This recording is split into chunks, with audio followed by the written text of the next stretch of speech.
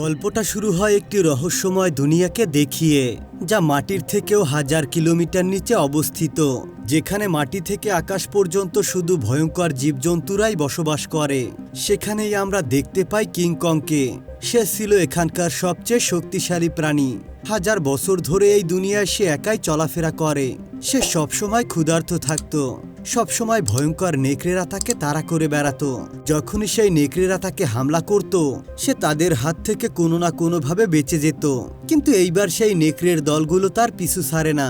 তারা সমস্তভাবে কংকে ধরার চেষ্টা করে, কিন্তু কংয়ের সামনে যখন অনেক বড় একটা খাদ পড়ে, তখন তার পালানোর আর কোনো রাস্তা থাকে না। তখনই সে সাহস দেখিয়ে পিছনে তাকায় আর লড়াই করার জন্য তৈরি হয়ে যায়। নেকড়েরা মনে করেছিল এবার শিকার করা তাদের জন্য খুবই সহজ হয়ে যাবে, কিন্তু তারা বুঝতেই পারে না যে কং তাদের জন্য বড় একটা ফাঁদ পেতে রেখেছে। যখনই একটি নেকড়ে তাকে হামলা করে, তখনই কংয়ের ফাঁদটি সক্রিয় হয়ে যায় আর সেই নেকড়েটি গিয়ে তার ফাঁদে পড়ে যায়।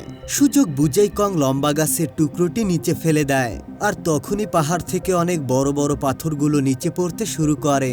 এটা দেখতে পেয়ে নেকড়েগুলো পালাতে শুরু করে, কিন্তু পাথরের নিচে তারা চাপা পড়ে যায়। তারা আবার কংকে হামলা করতে আসে। তখনই একটি নেকড়ের লাশকে কং উপরে তুলে নেয় এবং সে অনেক বেশি রেগে গিয়ে মাঝখান থেকে নেকড়েটিকে ছিঁড়ে ফেলে। এটা দেখতে পেয়ে বাকি নেকড়েগুলো দ্রুত সেখান থেকে পালিয়ে যায়। কিন্তু এতগুলো শিকার পেয়েও কং একটুও খুশি নয়, কেননা তার মুখের একটি দাঁত তাকে অনেক বেশি কষ্ট দিচ্ছিল। তখনই একটি প্রাণী এসে কংয়ের শিকার করা মাংস নেওয়ার চেষ্টা করে। কং সেটাকে আটকানোর চেষ্টা করতেই হঠাৎ করে কিছুর একটা শব্দ শুনতে পায়। এই শব্দ শুনে তার কাছে মনে হয় হয়তোবা তার সম্প্রদায়ের প্রাণীরা তাকে ডাকছে, তাই সে দ্রুত সেদিকে যেতে থাকে। কিন্তু সেখানে এসে সে একটি অদ্ভুত প্রাণীকে দেখতে পায়, যে কিনা তারই মতো শব্দ করছিল। শত বছর সময় পার করার পর সে এখনো একাই রয়েছে, আর এই একাকিত্বর কারণে সে ভেতর থেকে আস্তে আস্তে ভেঙে পড়তে শুরু করে। দাঁতের ব্যথায় সে মানুষের সাহায্য নেওয়ার চেষ্টা করে, তাই সে না চাইতেও মানুষের দুনিয়ায় প্রবেশ করে। এখানে এসে সে পাহাড়ের উপরে পড়ে যায় আর সাহায্য করার জন্য কারো জন্য অপেক্ষা করতে থাকে। ভাগ্যক্রমে বিজ্ঞানীদের নজর তার উপরে পড়ে, কিন্তু মানুষের নিরাপত্তার কথা চিন্তা করে ভয় পেয়ে তারা অনেক বেশি মাত্রার অ্যানেস্থেসিয়া তার উপর প্রয়োগ করে, যার ফলে সে সেখানেই অজ্ঞান হয়ে যায়। এরপর তারা শহরের সবচাইতে বড় দাঁতের ডাক্তারকে ডাকে। সেই ডাক্তার হেলিকপ্টার নিয়ে এসে কংয়ের সেই নষ্ট দাঁতটি তোলার জন্য অনেক শক্ত এবং মজবুত চেন দিয়ে দাঁতটিকে বেঁধে ফেলে। তখন কং তার মুখের দুর্গন্ধ বাইরে ছেড়ে দেয়। এরপর যখনই হেলিকপ্টারটি উপরের দিকে উঠতে শুরু করে, তখনই কংয়ের সেই বিশাল দাঁতটি উপরে উঠে আসে। এরপর যখনই কংয়ের জ্ঞান ফিরে আসে, তখন সে দেখতে পায় তার পুরনো দাঁতটি তুলে সেখানে একটি টাইটেনিয়ামের দাঁত লাগানো হয়েছে। এই নতুন দাঁতের ফলে সে অনেক বেশি আত্মবিশ্বাস পাচ্ছিল। এখন সে যে কোনো প্রতিপক্ষকেই হারাতে পারবে। তখনই বিজ্ঞানীদের ল্যাবে কিংয়ের দুনিয়া থেকে একটি সংকেত আসে। এই সংকেতের সত্যতা জানার জন্য বিজ্ঞানীরা একটি রেস্কিউ টিম তৈরি করে এবং তারপর তারা তাদের মিশন শুরু করে দেয়। তারা কিংকংয়ের সঙ্গে সেই পোর্টালের মধ্যেই ঢুকে যায়, যেখান দিয়ে তারা পুরোপুরিভাবে কংয়ের দুনিয়ায় প্রবেশ করবে। যখনই তারা সামনে এগোয়, তখনই তাদের মহাকাশযানটি অনেক দ্রুত নিচের দিকে যেতে শুরু করে, আর অল্প সময়ের মধ্যে তারা সেই দুনিয়ায় পৌঁছে যায়। কংয়ের এলাকায় এসে সে দেখতে পায় তার খাবারগুলো চুরি হয়ে গিয়েছে। তখনই সে তার কুড়ালটি কাঁধে নিয়ে পাহাড়ের উপরে চলে যায়। নিচের দিকে তাকিয়ে সে দেখতে পায় হালকা নীল রঙের আলো দেখা যাচ্ছে। সেখানে কি আছে দেখার জন্য কং তখন নিচে লাফ দেয়। সে গুহার মধ্যে প্রবেশ করতেই আলোর রশ্মি বের হতে শুরু করে। এখানে এসে সে দেখতে পায় চারদিকে শুধু পাথরগুলো জ্বলজ্বল করছে। তখনই একটু দূর থেকে অনেক বেশি ভয়ানক শব্দ আসতে শুরু করে। সে সেই শব্দের পিছু করতে করতে ঝর্ণার এক পাশে চলে আসে, আর এখানে এসেই সে এক নতুন দুনিয়াকে লুকানো দেখতে পায়। সে আস্তে আস্তে সামনে এগোতে থাকে। হঠাৎ করেই তার সামনে অনেক বড় একটি ভয়ানক ছায়া চলে আসে। এটা দেখতে পেয়ে কং অনেক বেশি ভয় পেয়ে যায় এবং তার কুড়ালটি উপরে উঠিয়ে হামলার জন্য প্রস্তুত হয়ে যায়। যখনই সে আস্তে আস্তে সেই বিশাল ছায়ার সামনে চলে আসে, তখনই সেই ছায়াটি আস্তে আস্তে ছোট হয়ে যায়। সামনে এসে সে আরো বেশি অবাক হয়ে যায়। আসলে এটি কোনো ভয়ানক দানব ছিল না, এটি একটি ছোট্ট সোনালী চুলের বানর ছিল। হাজার বছর পরে কং কাউকে তার মতো দেখতে পাচ্ছে। তাই কং দ্রুত নিচু হয়ে যায় আর তার হাতিয়ারটিকে নিচে রেখে দেয়। এরপর সে বানরটির সঙ্গে বন্ধুত্ব করার জন্য তার হাতটিকে বাড়িয়ে দেয়। সে মনে করছিল ছোট্ট বানরটি তার মতো কাউকে দেখতে পেয়ে অনেক বেশি খুশি হয়ে যাবে, কিন্তু হঠাৎ করে সেই ছোট্ট বানরটি তার হাতে কামড় দিয়ে বসে। এত অপেক্ষার পর, এত কষ্ট করে তার মতো কাউকে পাওয়ার পর কং তাকে কোনোভাবেই হারাতে চাচ্ছিল না। তাই সে ছোট্ট বানরটির পিছু করতে শুরু করে, কিন্তু তখনই তার সামনে বিশাল আকৃতির একটি গরিলা চলে আসে আর তাকে দেখতে পেয়ে সে পুরোপুরিভাবে অবাক হয়ে যায়, কেননা সে আজ পর্যন্ত তার সাইজের কোনো গরিলা দেখতে পায়নি। যখনই কং তার সামনে এগিয়ে যায় তখনই আরেকটি গরিলা এসে তাকে মাটির সঙ্গে চেপে ধরে। গরিলাগুলোর চেহারা দেখে মনে হচ্ছিল তারা তার সঙ্গে লড়াই করার জন্য এসেছে। তখনই কিংকংও তাদের সঙ্গে লড়াই করার জন্য তৈরি হয়ে যায়। সে একটি পাথর উঠিয়ে গরিলার মুখে ছুঁড়ে মারে আর মুহূর্তের মধ্যেই দুজনকে শেষ করে ফেলে। যখনই কং কুড়ালটি তুলতে যাবে তখনই সেই ছোট্ট বানরটি কংয়ের উপর এসে আক্রমণ করে বসে। কং তখনই সেই ছোট্ট বানরটিকে ধরে ফেলে এবং তাকেই হাতিয়ার বানিয়ে বাকিদেরকে আঘাত করে। তখনই একটি গরিলা পাহাড় থেকে নিচে পড়ে যায়। কং এসে তাকে ধরে ফেলে আর আনন্দের সঙ্গেই তাকে বাঁচিয়ে নেয়, কিন্তু সেই গরিলাই উপরে উঠে ছুরি উঠিয়ে আবারও কংকেই হামলা করে বসে। এটা দেখতে পেয়ে কং অনেক বেশি রেগে যায় আর তাকে অনেক জোরে একটি লাথি মেরে পাহাড় থেকে ফেলে দেয়। অন্য একটি গরিলা ভয় পেয়ে পালাতে শুরু করে। তখনই কং পাশ থেকে একটি পাথর নিয়ে সেই পালিয়ে যাওয়া গরিলাকে লক্ষ্য করে ছুঁড়ে মারে। সেটি গিয়ে সোজা গরিলার মাথায় লাগে, তারপরেও সে থামে না। এরপর কিংকং গাছের পিছনে লুকিয়ে থাকা সেই ছোট্ট বানরটিকে বের করে ফেলে আর তাকে অনেক জোরে মাটিতে ছুঁড়ে মারে। এরপর মাটি থেকে গরিলার ফেলে যাওয়া সেই ছুরিটিকে উঠিয়ে নেয় আর সেই ছোট্ট বানরটিকে ইশারা করে যেন সে তাকে গরিলাদের ঠিকানায় নিয়ে যায়। উপায় দেখতে না পেয়ে সেই ছোট্ট বানরটির সামনে এগোতে থাকে আর কিংকংও তার পিছু করতে শুরু করে। তারা যখনই সামনে এগোচ্ছিল ততই বেশি ভয়ানক ভয়ানক প্রাণী দেখতে পাচ্ছিল। এত সুন্দর জায়গায় প্রতিটি ধাপে ধাপে বিপদ লুকিয়েছিল। ছোট্ট বানরটি বাঁচার জন্য কংকে সেই এলাকায় নিয়ে যায় যেখানে সেই বিশাল ড্রাগনটি লুকিয়েছিল, কিন্তু সে বুঝতে পারে কিংয়ের সামনে তার চালাকি বেশিক্ষণ টিকবে না। হঠাৎ করে একটি বিশাল ড্রাগন তাদের সামনে চলে আসে, কিন্তু কিংকং একটুও ভয় না পেয়ে মুহূর্তের মধ্যে সেই ড্রাগনটিকে মেরে ফেলে। এরপর আরাম করে বসে সে সেটা খেতে শুরু করে। এটা দেখতে পেয়ে সেই ছোট্ট বানরটি তার কাছে আসতে চাচ্ছিল, কিন্তু ভয়ের জন্য সে তার কাছে আসতে পারছিল না। আর কং তার এই পরিস্থিতি বুঝতে পেরে খাবারের টুকরো তার দিকে বাড়িয়ে দেয়, কিন্তু সেই ছোট্ট বানরটি তার উপরে ভরসা করতে পারছিল না। তাই কং সেই খাবারের টুকরোটি তার দিকে ছুঁড়ে মারে, যেন সে বলছিল খেলে খা, না খেলে চলে যা। ক্ষুধার জ্বালায় শেষ পর্যন্ত সেই ছোট্ট বানরটি খাবারটিকে খেতে শুরু করে দেয়। খেতে খেতে সে কংকে ভালো মনে করতে শুরু করে। সে বুঝতে পারে কিংকং এতটাও খারাপ না যতটা সে ভেবেছিল, আর আস্তে আস্তে সাহস দেখিয়ে সে কিংকং এর পাশে এসে বসে যায়। দুজনেই শান্ত হয়ে একসঙ্গে সময় কাটায়, কিন্তু তারা বুঝতে পারে তারা যতই গভীরে যাচ্ছে বিপদ তাদের কাছে ছুটে আসছে। যখনই তারা আরো গভীরে চলে যায় তখনই কিংকং তার সম্প্রদায়ের প্রাণীদেরকে দেখতে পায়, কিন্তু তাদের অবস্থা দেখতে পেয়ে তার মন একেবারেই ভেঙে যায়। তারা অনেক কষ্টে তাদের জীবন পার করছিল, তারা সারা দিনরাত পরিশ্রম করছিল, তাদের জীবন একেবারে নরকের চেয়েও কম ছিল না। তখনই সেখানে থাকা একটি বৃদ্ধ বানরের হাত থেকে পাথর পড়ে যায়। একটি রক্ষক গরিলা রেগে গিয়ে তাকে মারতে শুরু করে। এটা দেখতে পেয়ে কিংকং আর নিজেকে থামাতে পারে না। সে অনেক জোরে জোরে মাটিতে তার কুড়াল মারে আর সেই বৃদ্ধ বানরটিকে উপরে তুলে নেয়। তখনই সেখানে থাকা পাহারাদার গরিলাটি কিংয়ের সামনে এসে বলে, তুমি এখান থেকে চলে যাও, তা না হলে তোমার অবস্থা খারাপ করে দিব।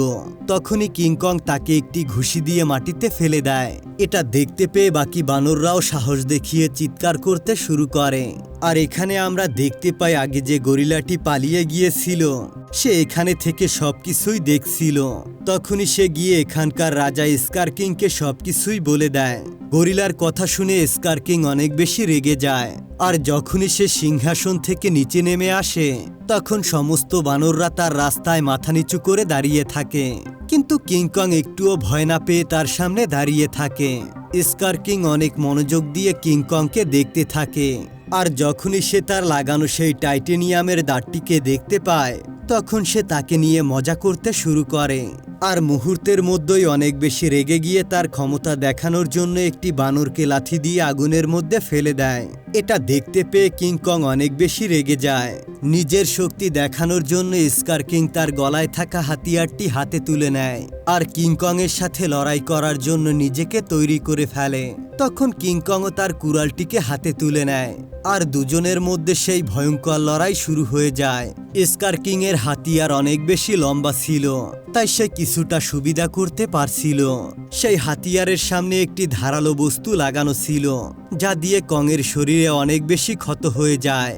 এটা দেখতে পেয়ে কিংকং অনেক বেশি ক্ষেপে যায়, কিন্তু স্কার কিং শক্তি দিয়ে কংয়ের সঙ্গে পেরে ওঠে না। তাই সে দূরত্ব বজায় রেখে প্রতিনিয়ত কংকে আঘাত করতে থাকে, যার ফলে কিংকং আস্তে আস্তে পিছু হাঁটতে থাকে। এরই মধ্যে কিংকং এর হাত থেকে কুড়ালটি মাটিতে পড়ে যায় আর এই সুযোগ বুঝেই স্কার কিংকং এর গলায় তার হাতিয়ারটি দিয়ে চেপে ধরে আর তাকে খুব করে কাবু করার চেষ্টা করে, কিন্তু কিংকং তার পুরো শক্তি দিয়ে তাকে উপরে তুলে সামনে ছুঁড়ে মারে।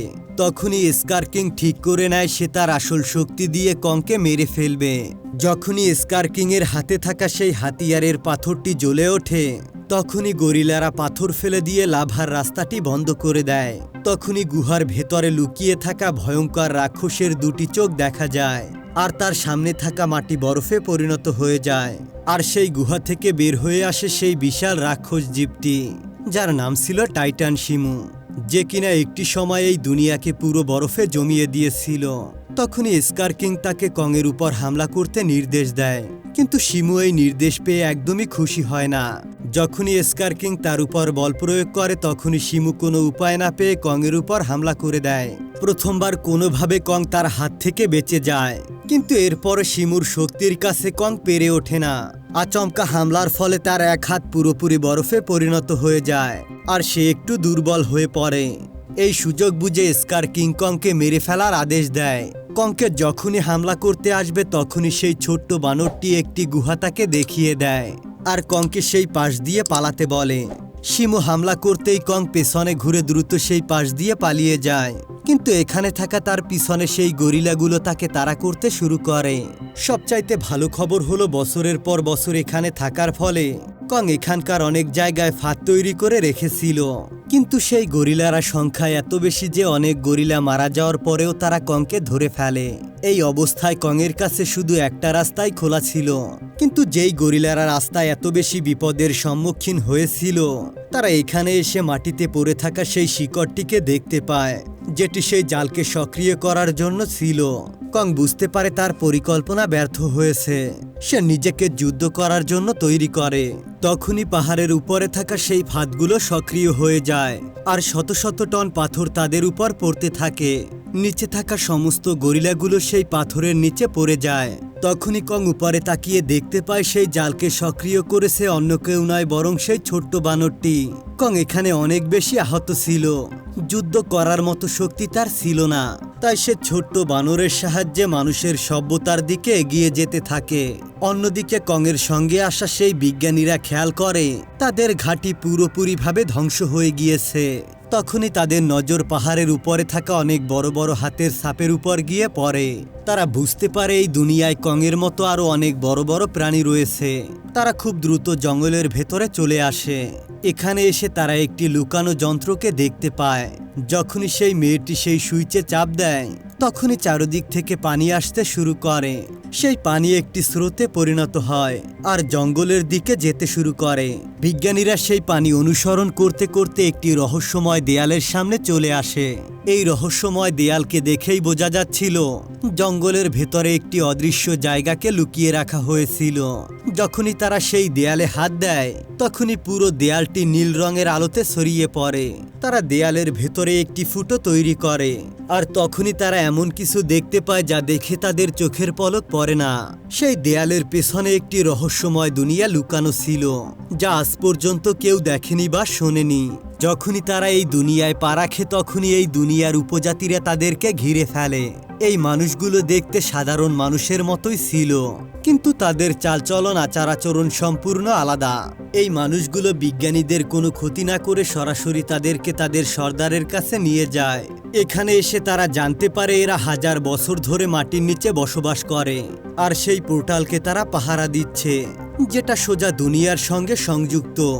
স্কার কিং অনেক বছর ধরে এই জায়গারই খোঁজ করছিল, যেন সেই জায়গা দিয়ে পৃথিবীতে গিয়ে পৃথিবীকে শাসন করতে পারে। কিন্তু ঠিক সেই সময় কিংকং মানুষের গন্ধ পেয়ে সেই জায়গাতেই চলে যায়। সেখানে থাকা মানুষগুলো জাদুর সেই দেয়ালটিকে খুলে দেয়, আর তখনই কিংকং সেই পাশ দিয়ে ভেতরে চলে আসে। এখানে এসেই সে বিজ্ঞানীদেরকে দেখতে পায়, কিন্তু কং বুঝতে পারে না তাদের পিছু করতে করতে সেই গরিলারাও এই জায়গাটিকে দেখে ফেলেছে। যখনই কং সেই মানুষের সামনে চলে আসে, সে অনেক বেশি দুর্বল হয়ে পড়ে, আর সঙ্গে সঙ্গে সে অজ্ঞান হয়ে মাটিতে পড়ে যায়।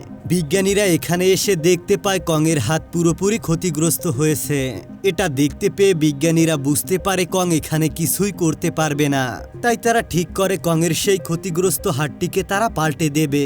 তখনই তাদের মাথায় একটি রোবোটিক হাতের আইডিয়া আসে। এটা ছিল সেই সুপার মেকানিক্যাল আর্ম, যা কংকে আরো বেশি শক্তিশালী করার জন্য তারা আগেই বানিয়ে রেখেছিল। সবচাইতে ভালো খবর হলো এই আর্মটি সেই ধ্বংস হয়ে যাওয়া ঘাটির নিচে আন্ডারগ্রাউন্ডে সুরক্ষিত ছিল। ডক্টর সেখানে গিয়ে সেটিকে বের করে আনেন, আর কংয়ের হাতের উপরে ছেড়ে দেন। সেটি অটোমেটিক্যালি কংয়ের হাতে লেগে যায়। যখনই সেই হাতের কেমিক্যালগুলো কংয়ের শরীরে প্রবেশ করে, তখনই দুর্বল কং যেন নতুন শক্তি পেয়ে জেগে ওঠে। কংয়ের চেহারা দেখেই বোঝা যাচ্ছিল এই নতুন হাতিয়ার পেয়ে সে অনেক বেশি খুশি। তখনই জঙ্গলের ভেতর থেকে দৌড়াতে দৌড়াতে সেই ছোট্ট বানরটি কংয়ের কাছে চলে আসে। সে এসে কংকে বলে স্কার কিং এই পোর্টালের জায়গার কথা জানতে পেরেছে। সে শিমুর সঙ্গে মিলে এই জায়গাটিতে হামলা করতে চলে আসছে। কং এখানে একলা শিমু আর স্কার কিং এর সাথে লড়াই করতে পারবে না। তার কাছে শুধুমাত্র একটা রাস্তাই খোলা আছে, মানুষের দুনিয়ায় গিয়ে অনেক বছর ঘুমিয়ে থাকা গডজিলাকে জাগিয়ে তোলা। কিন্তু কং এটা একেবারেই জানতো না। সাহায্যের জন্য সে যে গডজিলার কাছে যাচ্ছে, সেই গডজিলা তাকে মারার জন্য অপেক্ষা করছে। হঠাৎ করেই পিরামিডের আশেপাশের মাটিগুলো নড়াচড়া করতে শুরু করে, আর সেখান থেকে একটি রোবোটিক হাত বাইরে বের হয়ে আসে। এটাই ছিল সেই জায়গা যে জায়গা দিয়ে পৃথিবীতে আসার পোর্টালটি ছিল। যখনই কং সেখানে চলে আসে, তখনই তার উপস্থিতি টের পেয়ে যায় গডজিলা, আর গডজিলাও তখন বাইরে চলে আসে। গডজিলা একটুও সময় নষ্ট না করে কংয়ের সামনে চলে আসে। সে ভেবেছিল হয়তো কং তাকে মারতে এসেছে। গডজিলাকে দেখেই বোঝা যাচ্ছিল সে কংয়ের উপর কতটা রেগে আছে, যেন মনে হচ্ছিল সে কংকে খেয়েই ফেলবে। কং হাত উঠিয়ে গডজিলাকে বোঝানোর চেষ্টা করে, কিন্তু গডজিলা কংয়ের কোনো কথাই শুনতে চায় না। সে সোজাসুজি কংকে ধাক্কা মেরে কয়েকশো কিলোমিটার দূরে ফেলে দেয়। যেহেতু গডজিলা কোনোভাবেই থামছিল না, তাই কং গডজিলাকে পেছন থেকে হামলা করে যাতে সে শান্ত হয়। কিন্তু গডজিলার চোখে বালু পড়তেই সে আরো বেশি রেগে যায়, আর কংয়ের হাতে কামড় দিয়ে তাকে মাটিতে চেপে ধরে। কিন্তু কং তার মেকানিক্যাল হাতের মাধ্যমে অনেক বেশি শক্তিশালী। এখানে গডজিলাটি অজ্ঞান হয়ে যায়, তাই কং তার লেজ ধরে সেই পোর্টালের দিকে টেনে নিয়ে যায়। অন্যদিকে সেই সম্প্রদায়ের মানুষগুলো স্কার কিংকে হারানোর জন্য পানির মধ্যে লাল রঙের একটি তরল মিশিয়ে দেয়। যখনই পানির সঙ্গে সেই লাল তরলটি মিশে যায়, তখনই জাদুর মতো কিছু একটা ঘটতে থাকে। এমন একটি সিস্টেম চালু হয়ে যায় যার ফলে দুটি পিরামিড একসঙ্গে যুক্ত হয়ে যায়। যখনই এই দুটি পিরামিড একসঙ্গে যুক্ত হয়ে যায়, তখনই কিছু সময়ের জন্য মধ্যাকর্ষণ বন্ধ হয়ে যায়, যার ফলে সবকিছু হাওয়ার সঙ্গে উড়তে শুরু করে। আর স্কার কিং এর জন্য সেই পোর্টালের কাছে অসম্ভব হয়ে পড়ে। কিন্তু পিরামিড রশ্মি বের হয়, আর গডজিলা আর কিংকং সেখান দিয়ে মাটি ফুঁড়ে বের হয়ে আসে। গডজিলা যখনই এখানে এসে শিমু আর স্কার কিংকে দেখতে পায়, তখনই সে বুঝে যায় কং তাকে এখানে কেন নিয়ে এসেছে। অন্যদিকে স্কার কিং ও শিমুর সঙ্গে তার দিকে ছুটে আসে। এখানে শক্তির দিক দিয়ে চারজনের মধ্যে কেউ কম নয়। যখনই তারা চারজন একসঙ্গে হামলা করে, তখনই সেই পিরামিড দুটিকে আটকিয়ে রাখা বরফগুলো ভেঙে যায় আর সেই দুটো পিরামিড একসঙ্গে ধাক্কা খায়, যার ফলে সেখানকার মাধ্যাকর্ষণ পুরোপুরি নষ্ট হয়ে যায়। এখানে কেউ কাউকে নিয়ন্ত্রণ করতে পারছে না, সবাই হাওয়াতে ভাসতে থাকে। কিন্তু গডজিলা এত কিছুর পরেও নিজেকে নিয়ন্ত্রণ করে শিমুর উপর হামলা করে বসে। অন্যদিকে চালাক স্কার কিংকং এর কুড়াল দিয়ে কং এর উপর হামলা করে বসে, কিন্তু কং তার মেকানিক্যাল হাত দিয়ে সেই হামলা ঠেকিয়ে দেয়। কিছু সময়ের জন্য সবকিছুই যেন স্তব্ধ হয়ে যায়, আর কং তার লোহার হাত দিয়ে স্কার কিংকে অনেক দূরে পাঞ্চ করে ফেলে দেয়। কিন্তু কং এর বেশি শত্রু হওয়ার ফলে পেছন থেকে তাকে হামলা করে। এটা দেখে সেই ছোট্ট বানরটি পাথর দিয়ে পেছনে থাকা সেই বানরটিকে হামলা করে। অন্যদিকে সুযোগ পেয়ে শিমু কিছু সময়ের মধ্যে কংকে বরফে পরিণত করে ফেলতে চায়, কিন্তু গডজিলাও কোনো অংশে তার থেকে কম না। সে এক ঝটকাতে সবকিছু ভেঙে ফেলে, আর একটু পরেই মাধ্যাকর্ষণ আবারও ফিরে আসে। সুযোগ পেয়ে স্কার কিং নিজেকে কংয়ের থেকে মুক্ত করে সেই পোর্টালের দিকে ঝাঁপ দেয়। তাকে থামানোর জন্য গডজিলা আর কং তার পিছু করতে শুরু করে, কিন্তু এই তাড়াহুড়ার মধ্যে কংয়ের কুড়াল সেখানেই আটকে যায়। অন্যদিকে সমুদ্রের পাড়ে থাকা মানুষগুলো ভাবতে পারেনি তাদের দিকে কত বড় বিপদ এগিয়ে আসছে। হঠাৎ করে সমুদ্রের পানি জমে বরফের পাহাড়ে পরিণত হয়ে যায়। একটু পরেই সেই পাহাড় ভেঙে স্কার কিং আর শিমু এসে পৃথিবীতে পড়ে। এখানে এসে স্কার কিং প্রথমে সূর্যের আলোর দিকে তাকায়, এরপর নিচে থাকা মানুষগুলোকে দেখতে পায় আর অনেক জোরে চিৎকার করে ওঠে। সে মনে করছিল এখন পুরো দুনিয়ায় শাসন করার সময় এসেছে, আর সে শিমুকে আদেশ দেয় পুরো আকাশকে বরফে জমিয়ে দিতে। কিন্তু শিমু এটা করতে চাচ্ছিল না। কোনো উপায় না পেয়ে তাকে সেই আদেশ মানতে হয়। সে পুরো জায়গাটা বরফ দিয়ে জমিয়ে দিতে থাকে। দেখতে দেখতে বড় বড় বিল্ডিংগুলো বরফে পরিণত হতে শুরু করে, আর সেগুলো ভেঙে পড়তেও থাকে। স্কার কিং মনে করছিল এখন আর কেউ তাকে থামাতে পারবে না। তখনই কং সেখানে চলে আসে আর তাকে অনেক জোরে একটা ঘুষি মেরে তার দাঁতগুলো ফেলে দেয়। রেগে মেগে স্কার কিং শিমুকে কং এর উপর হামলা করার আদেশ দেয়, কিন্তু তখনই সেখানে গডজিলাও চলে আসে আর সে শিমুর উপর হামলা করে বসে।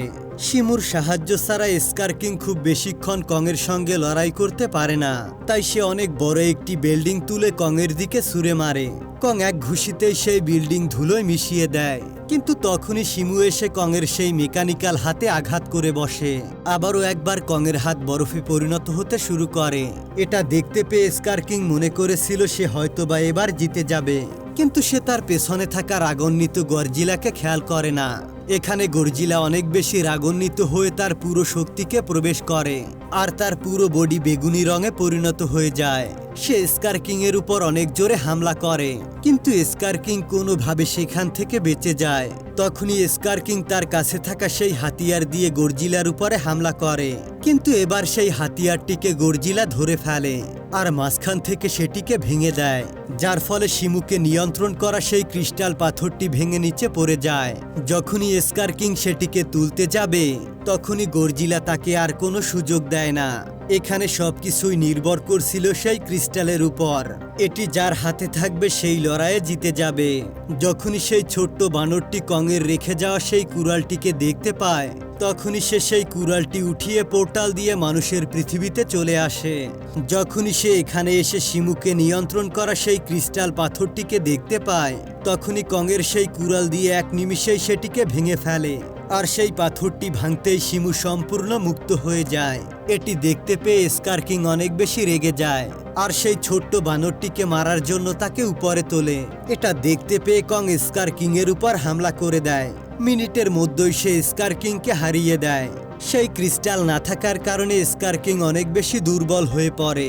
অন্যদিকে এখন মুক্ত শিমু গডজিলার দিকে তাকিয়ে থাকে। দেখে মনে হচ্ছে সে কোনো ইশারার অপেক্ষা করছে, আর সে 1000 বছর পর সেটাই করবে যা সে করতে চাচ্ছিল। চোখের পলকেই স্কার কিংকে সে বরফে পরিণত করে দেয়। তখনই কং তাকে উপরে তুলে মাটিতে অনেক জোরে আছাড় মারে, আর মুহূর্তের মধ্যেই সে টুকরো টুকরো হয়ে যায়। এবার যুদ্ধ শেষ হয়ে গিয়েছে, কিন্তু এই দুনিয়াকে এখনো ঠিকঠাক করা বাকি ছিল। তখনই গডজিলা আকাশের দিকে তাকায় আর তার বেগুনি রশ্মি আকাশের দিকে ছুঁড়ে মারে। মুহূর্তের মধ্যে কালো মেঘ সরে গিয়ে আকাশে সূর্য দেখা যায়। এরপর গডজিলা তার আপন দেশে ফিরে যায় আর গভীর সমুদ্রে ঘুমিয়ে পড়ে। আর কং তার নতুন সঙ্গী শিমুর সঙ্গে সেই পৃথিবীতে ফিরে আসে। আর এখানেই তার সম্প্রদায়ের সঙ্গে সে নতুনভাবে সবকিছু শুরু করে। আর এখানেই মুভির গল্পটি শেষ হয়ে যায়। তো বন্ধুরা, তোমাদের কাছে কেমন লাগলো আজকের গল্পটি তা অবশ্যই কমেন্ট করে জানাবে। তোমরা কিন্তু ভিডিওগুলো চুপিসারে দেখে যাও, একটিবারও কমেন্ট করো না। তাই তোমাদের কাছে অনুরোধ থাকবে একটি কমেন্ট করার জন্য। তো দেখা হবে পরবর্তী ভিডিওতে। ততক্ষণ পর্যন্ত ভালো থেকো, সুস্থ থেকো, আল্লাহ হাফেজ।